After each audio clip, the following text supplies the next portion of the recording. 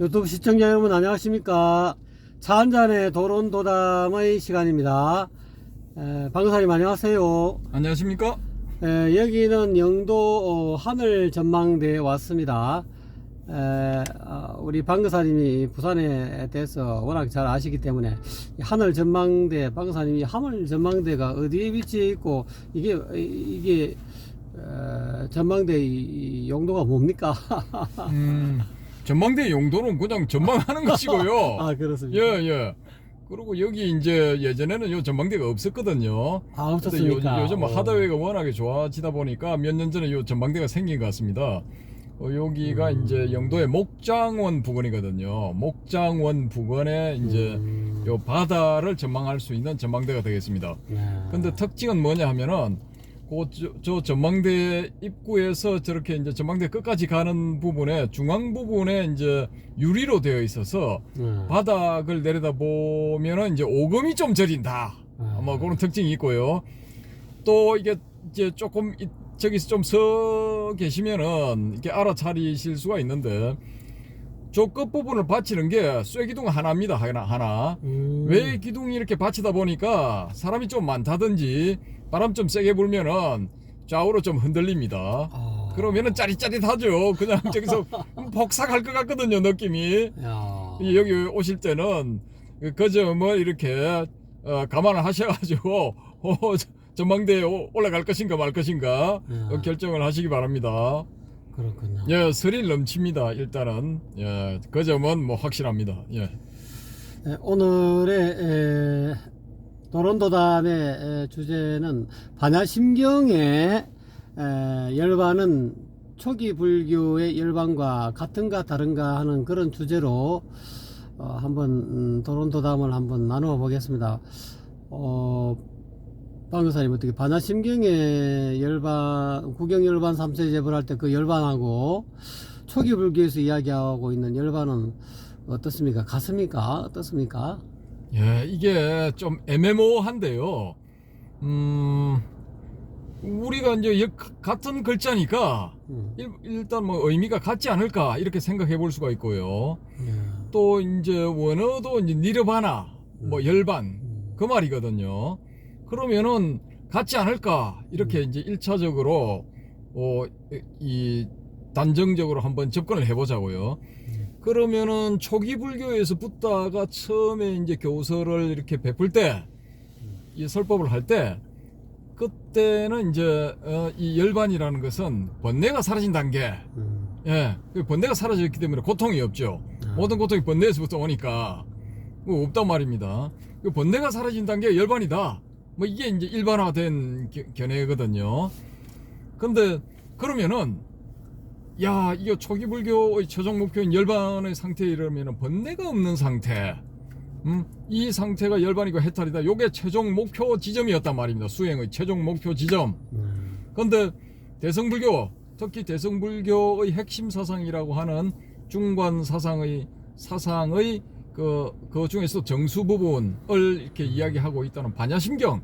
반야심경에서 조견 오은계공 도 일체 고액에서 쭉 전개되다가 맨 나중에는 구경열반, 예? 열반에 도달하는 것. 마침내 열반에 도달한다. 예? 여기 최종 목표 지점을 열반을 제시를 한단 말입니다.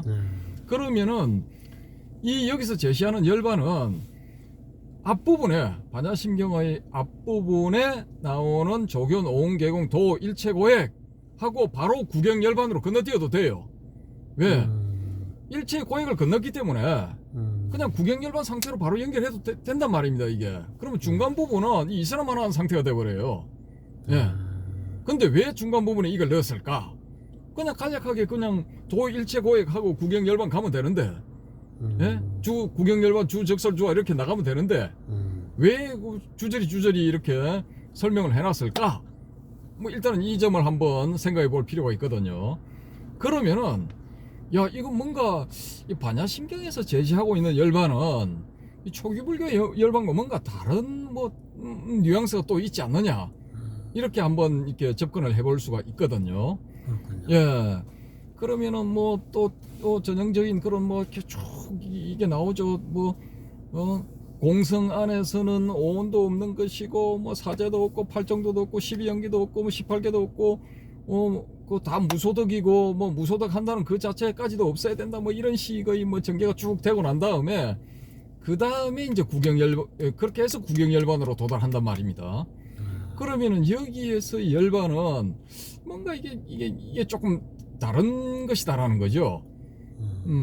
이런 이 교리에 대한 어떤 교리에 천착해서 뭔가 이 열반의 상태에 도달하는 것. 초기 불교 경전에 보면 오온 같은 경우도 야, 네가 뭐 뭘로 구성되어 있냐? 네가 색수상행식으로 구성되어 있는 게 맞지? 그리고 예, 맞습니다. 이게 이 5가지 요소를 뭐 색온, 수온, 상온, 행온, 식온으로 했을 때 문제가 생기는 것이다. 그러면은 얘들이 온이 되는 이것들은 이게 살다 보면 자연적으로 온이 되고 이 온 상태는 나쁜 것이기 때문에 이걸 나쁜 것으로 보면은 야, 제자야, 너가 너에 대해서 집착하는 이것이 나다라고 집착하는 그 집착이 떨어지게 되느니라. 그것이 바로 해탈이니라. 그 해탈을 얻으면은 이 번뇌가 사라지느니라. 바로 열반이니라. 뭐 이런 식의 전개가 된단 말입니다. 근데 여기는 그런 전개를 안 시키고 잡다한 교설들, 예? 초기불교, 부파불교 혹은 부파불교에서 그렇게 그 열반의 상태에 이르는 방법이다라고 제시했던 그런 방법들, 여러 가지 방법들, 그 방법들을 몽땅 갖다 버려. 그 방법들을 몽땅 갖다 버렸을 때, 그때 비로소 이 열반에 이르게 되느니라. 그럼 이거 뭔가 다르죠? 그죠? 그러면 그 초기 불교의 열반은 뭐 유효 열반이고 뭐 대성불교 지금 이 반야신경에서 이야기하고 있는 열반은 뭐 무효 열반 이렇게 할 수는 없지 않습니까? 그건 이제 무효열반이라는 거 소위 말해서 이제 이 세상에서 땡치고 갔을 때 몸이 없을 때 예, 인간극장에서 이렇게 이제 퇴장할 때 그때를 이제 무효열반이라 한다 뭐 그런 개념이거든요. 그러니까 유효 열반이든 무효 열반이든 그때는 열반의 의미가 동일하다 이 말이죠. 그렇죠. 이제 초기 불교에서만 나온 개념들인데 네.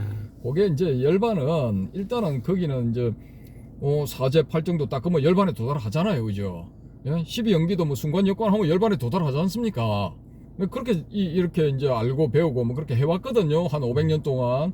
근데 갑자기 이 반야심경이라는 게 딱 나타나가지고 여기서 이게 주장하는 것은 야, 니들이 그렇게 그동안에 열반에 도달하는 수단이라고 제시했던 것 이것들을 다 버려야만이 이 열반에 도달할 수 있다. 그때서야 비로소 열반에 도달하느니라 하니까 이게 황당한 거죠, 이게.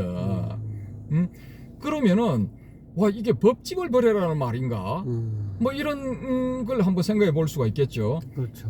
근데 초기 불교의 윗바사나 수행의 핵심이 담겨 있던 대념처경을 보시면은 그 대념처경에는 이제 이 초기 불교에서 제시하는 이런 그 예를 들어 사제팔정도 같은 요런 그 핵심 교리들 여기에 대해서 이제 명상을 하는 거예요. 안으로 밖으로 안팎으로 뭐 동시에 뭐 이렇게 명상을 하다 보면은 해탈의 상태에 도달하는 거예요. 예? 해탈이 되는 거야. 결국은 이제 뭐 물질과 물질 아닌 세계에서 공이 이제 집착감이 사라지는 그런 단계에 도달하게 되는 거죠. 그게 이제 말을 바꾸면 열반인 겁니다. 열반인데 그렇게 열반을 얻어서 아란이 되는 거예요. 아란이 되는 건데 요 초기 이 반야심경에서 주장하는 것은 뭐냐면은 그렇게 해서 열반이 얻어지는 게 아니다라는 거예요. 그렇게 해서는 열반이 얻어지는 게 아니고 니들이 그 열반에 도달한다고 믿었던 철석같이 믿었던 그런 그 방법들 그런 그 과거에 500년 동안 답습해 오던 그런 방법들을 버릴 때 다 갖다 버릴 때 그때서야 비로소 열반에 이르게 되느니라. 그러면 이거 열반의 질이 다른 거야. 예. 그렇군요. 예. 그러면은 앞에 열반은 그냥 뭐 1단계 스타일의 열반이다 그러면은 이 뒤에 열반은 그 뭐 좀 2단계 스타일의 열반이다. 그럼 그걸 비교를 하자면은 앞에 열반은 초기불교, 부파불교의 열반은 그냥 꿈에서 깨는 거야. 꿈에서 깨는 거야. 근데 이 대성불교, 특히 그 반야심경에서 열반은 꿈에서 깬 그 상태도 꿈이다. 이게 그것도 깨야 된다. 이게. 예? 꿈에서 깬 그것도 다시 깨야 돼. 이중의 이 꿈깸이 있어야 되는 거예요. 그럼 바꾸고 말하자면은 우리가 살아가는 이 현실, 여기서 이것이 꿈이라면은 여기서 우리가 꿈을 꾸는 것이고 그 꿈에서 벗어나서 이제 딱 열반을 정득을 한 거예요. 근데 이것도 꿈이기 때문에 열반을 정득한 이것도 꿈이기 때문에 여기서 또 깨어나야 돼. 두 번을 깨어나야 돼요. 그러면은 처음 것은 이제 말을 바꾸고 말하자면 평면적인 열반 도달이라 하면은 이건 입체적인 열반 도달. 앞에 건 2차원적인 열반 도달이다 하면은 이건 3차원적인 열반 도달. 그러니까 이 차원이 좀 다른 거야. 반야심경에서 제시하는 열반은. 그죠? 그럼 그렇게 안 하면은 중간에 이렇게 전개를 시킨 게 설명이 안 돼요. 왜 그걸 집어넣었을까? 그거 없이 그냥 조견, 오응, 계공, 구경, 열반, 주, 적설, 주알, 가태, 파라, 산, 보드, 있어봐. 이렇게 해버리면 그걸 끝나는 거예요. 아주 짤막한 거. 예? 그럼 우리가 외우기도 좋아. 주문처럼, 만트라처럼 외우고 다닐 수도 있어. 그죠? 그렇게 하면은, 더욱 강력하게 와닿을 수가 있는데, 간략하고, 임팩트 강하게 우리가 딱 이렇게 받아들일 수가 있는데, 중간에 막 주저리 해놨기 때문에, 이 포커스가 흐트러져요, 초점이. 여러 군데로 분산될 수가 있다고. 근데 그럼에도 불구하고 저자가 그런 식으로 전개를 시켰다는 건 그 반야심경에서 말하는 열반과 거기서 제시하는 열반과 여기 초기불교나 부파불교에서 제시하는 열반이 뭔가 이게 다른 거야. 결이 다른 거예요. 예. 저게 1차원적이라면 이게 2차원적. 저게 2차원적이라면 여기는 3차원적. 저게 3차원적이라면 여기 4차원적. 예? 저게 평면적이라면 여기 입체적. 저기 입체적이라면 여기는 그 입체의 시간적인 요소를 더한 위상수학적인 그런 차원에 있어서의 열반. 뭔가 이게 좀 하여튼 결이 달라. 예, 결이 다른 열반이야. 그러니까 초기불교에서 이제 자기는 열반을 얻었다 해서 그냥 만족하고 있는 사람들은 임은 개소리야. 나는 이미 열반에 도달했는데 여기서 이게 꿈이라고 다시 꿈을 깨라고 웃기는 소리 하지마. 난 이걸로 만족할 거야. 그 상황이 어디에서도 나타나냐면 법화경 서품 도입부에서 나타나요. 법화경 서품에서 이게 붓다가 방광을 하면서 뭔가 특별한 설법을 하려고 탁 하니까 제자들이 긴장을 해가지고 아이고 이렇게 기대에 찬 이런 그 반응을 하고 있는데 거기 한 명의 대표가 일어나서 이제 가섭입니까? 이렇게 저걸 해주십시오. 이렇게 설법을 해주십시오 하니까 그래 내가 그러면 설법을 할 수는 있는데 하면은 안 믿는 사람들이 생겨날걸? 그렇게 하니까 아닙니다. 여기 제자들은 다 신심이 뛰어나고 어쩌고 해주십시오. 두 번째 또 청을 해. 아무래도 아닐걸? 그렇게 하니까 그 중에서 아무개를 비롯한 몇백 명인가 몇천 명은 자리에서 일어나서 퇴장을 해버렸다. 우리는 이미 이 열반을 얻고 최상의 상태, 도달해야 될 상태에 이미 도달했는데 저 무슨 망발이신가? 우리는 지금부터 말씀하시는 설법은 들을 필요가 없다. 퇴장하자. 이거 우르르 나가버려요. 예. 그러고 이제 남은 사람들이 다시 이제 이 가섭이 요청을 하니까 그래. 금방 니들은 알맹이다. 그러니까 간 놈들은 죽청이다 이거지. 니들은 알맹이니까 니들 알맹이한테만 내가 이제 특별하게 설법을 해주겠다. 잘 들어라. 지금부터 길을 열고 잘 들어라. 해가지고 쫙 전개되는 거예요. 그게 법화경이라고. 그러니까 그 법화경이 그렇게 전개되기 이전의 상황, 기본적인 베이스라고 이렇게 이 반야심경에서 이야기하는 그 열반의 구조는 그 법화경에서 그렇게 사상적으로 전개되는 기본 베이스라고도 할 수가 있는 거예요. 이게 근거. 그 근거를 여기서 제시를 해준다고도 볼 수가 있는 거죠. 그렇게 일맥상통하는 측면이 있기 때문에 요 대성불교라는 큰 이름 안에 이 반야심경 또 법화경, 화엄경, 열반경, 성만경, 이 유마경, 기타 등등 이런 경전들이 다 이게 이 염주알을 이렇게 꿰어서 염주를 만들듯이 실로 꿰어서 염주를 만들어서 그 전체를 대성불교다, 이것이 대성불교다라고 할 수가 있는 겁니다. 조금 이렇게 감이 오십니까? 저는 감이 옵니다만 네. 이 독자분들은 어떻게 감을 잡으실지 좀 궁금합니다. 아이고 저 감이 안 해도 상관없어요. 그냥 일단 아이고 저런 견해도 있구나, 저렇게 볼 수도 있네, 뭐 이렇게 생각을 하시고 그래 한번 뭐 저 견해에 입각해서 다시 한번 반야심경을 한번 볼까, 과연 저 말이 맞을까, 그렇게 한번 검토를 해보시면 되는 겁니다. 예. 이 부분의 문제를 조금 좀 심도 있게 여러분이 알아차리시려면 법화경을 좀 보셔가지고 그 뭐 일불성 관련된 그런 부분의 어떤 그런 내용을 한번 조금 심도 있게 조금 이렇게 눈들여 보시면은 지금 방거사님이 하시는 이 말씀의 의미를 좀 이해하실 수 있지 않을까 하는 그런 생각이 번뜩 들었습니다. 예, 이제 앞으로 이제 쭉 전개가 되면은 대성의 주요 경전들 부분은 이제 다 이렇게 이제 이 말씀을 드릴 거거든요.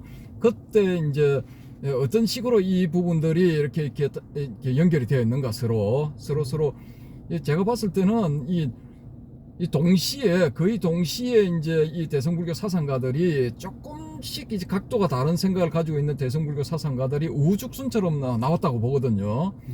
시차가 뭐 한 50년 100년 있다 손 치더라도 거의 뭐 지금 봤을 때는 이렇게 동시다발적으로 이렇게 등장했다고 본다면은 이분들이 서로 영향을 끼쳤을 거다라는 거죠. 서로. 네. 서로 이제 뭐 자기들끼리 모여가지고 세미나를 이렇게 한다든지 또 한 달이 걸쳐가지고 제자들을 통해서 이렇게 정보 교류를 한다든지 하면서 서로 영향을 끼쳤기 때문에 이게 큰 어떤 그 흐름에서, 대성불교라는 큰 흐름에서 이렇게 이 도반이 될 수가 있다라는 거죠. 다 같이 모여서 하나의 큰 흐름을 형성했을 것이다 라고 저는 보는 거죠. 그렇군요. 예.